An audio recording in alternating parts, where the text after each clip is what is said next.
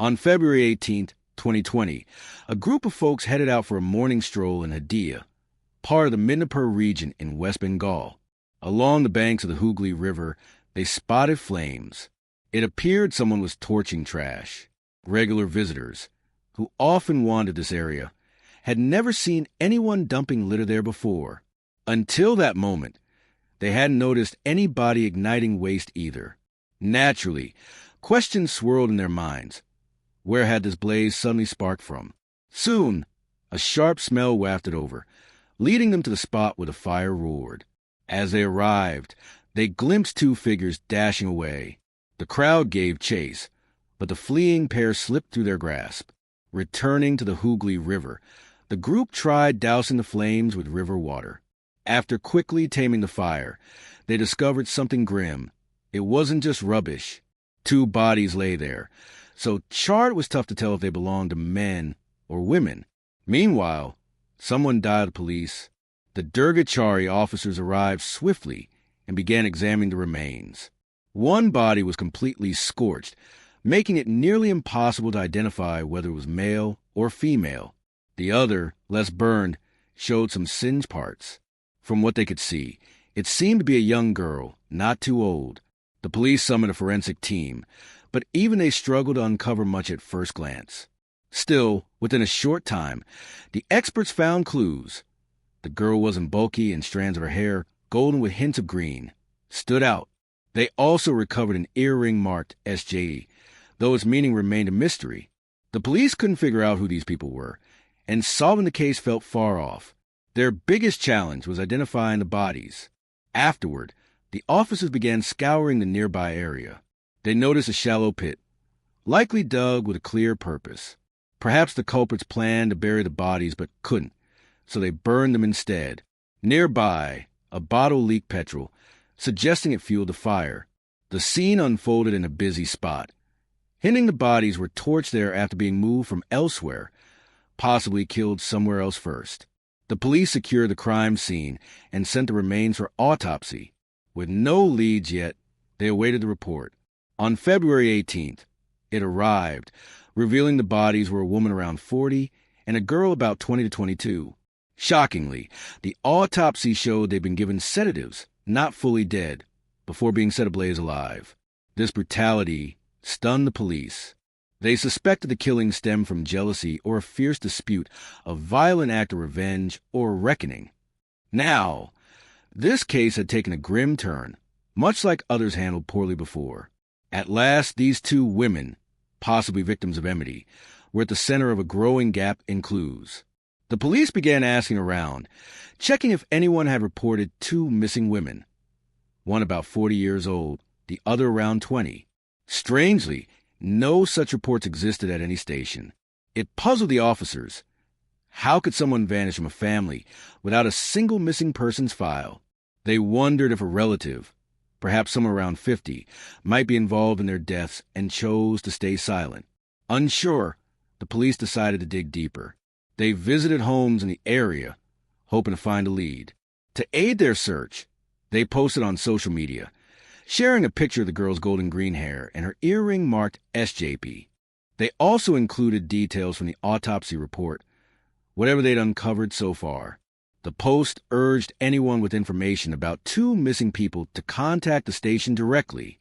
On February 20th, the police shared this online, and it quickly spread across the region. By February 21st, it paid off. A man called, saying two relatives, both female, had been gone for a while.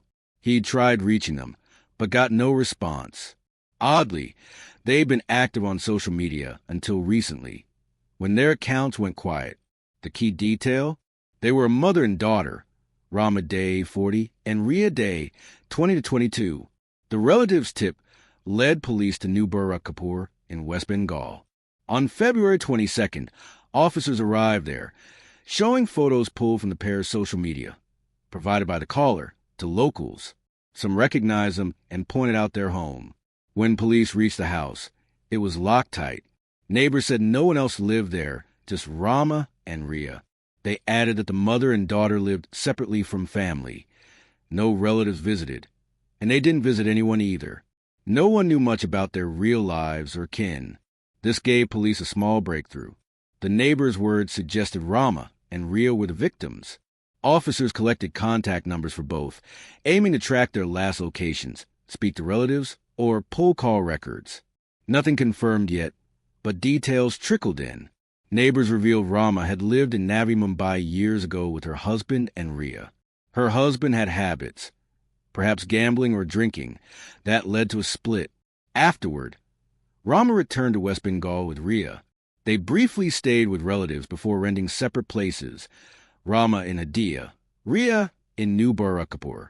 Rhea had struggled with school, failing her 12th grade, which brought her to New Burrakapur for a fresh start. Meanwhile, Rama settled in Hadiya. Though apart, they often visited each other's apartments, spending time together. Beyond that, they had no ties with family, no calls, no visits. Life went on quietly for them until this moment. By the evening of February 22nd, the police obtained a call detail record CDR for both Rama and Rhea.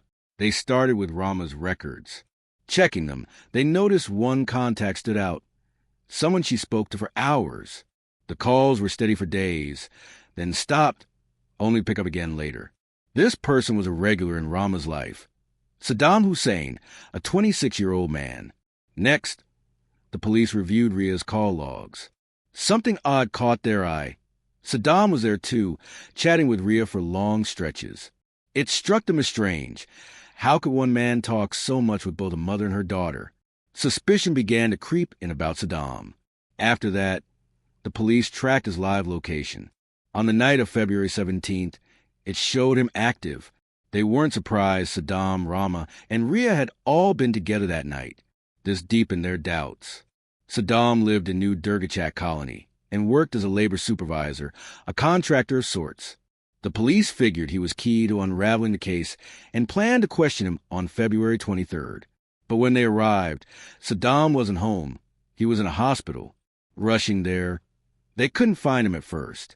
The doctor explained he had a minor injury, a scratch perhaps, and hinted Saddam might be hiding, knowing the police were closing in. Still, they caught him and brought him to the station. During questioning, Saddam tried to shield himself, like most suspects do. But when the police pressed him with his February 17th location data, he cracked. He spilled everything, why he'd harmed Rama and Rhea so brutally. He explained that when Rhea began school in New Burrakapur, Rama was often alone. To fill her time, she joined Facebook and soon friended Saddam. They started messaging. Before long, Saddam noticed Rama wasn't busy, so he began visiting her often in Hadiya. Rumors suggested their bond grew physical. Meanwhile, Rhea kept visiting her mother. One day, she arrived and found Saddam there. Assuming he was just a friend, she chatted with him lightly. Later, Rhea joined Facebook too, found Saddam, and sent him a friend request. They began talking, swapped numbers, and spoke on the phone often. A relationship bloomed. Oddly, Rama didn't mind. The three started hanging out together. Frequent trips, hotel visits, all as a group. Rama was fine with Saddam, seeing both her and Rhea. Back then, Rhea was 19, and Saddam likely 23 or 24. Time passed this way. Eventually, Saddam and Rhea rented a place in Vasudepur, living together openly. Life seemed good until police found something else.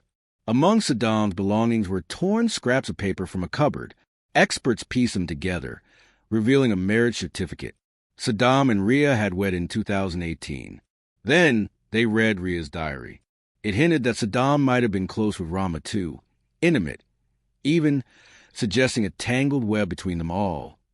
The police learned more about their tangled relationship through Saddam's account.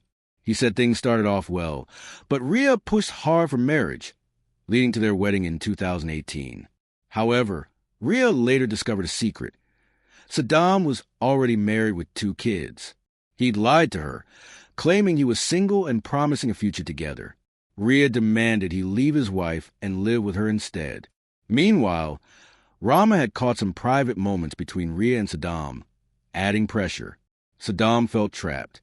Rhea threatened him, divorce his other wife, stay with her permanently or face jail.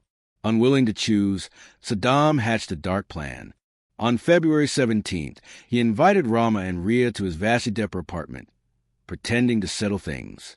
Normally, he brings sedatives for their casual drinks, a habit they shared. But this night he had a scheme. Rhea refused a drink at 8 p.m., stepped out to the market, and returned by 9 p.m. with dinner. Saddam spiked the food instead, skipping it himself. After eating, both mother and daughter passed out.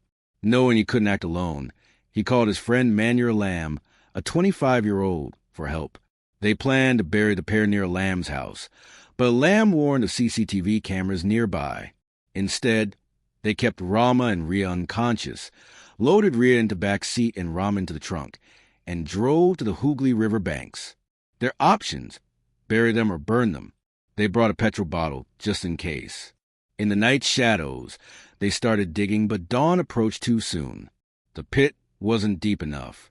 As Rama and Rhea lay motionless, still faintly alive, Saddam and Alam doused Rama with petrol, setting her ablaze. Her body burned fully. For Rhea, they used leftover fuel from the car, splashing it lightly before fleeing. Locals arrived before she was consumed, extinguishing the flames. Some chased the pair, but they escaped in their vehicle.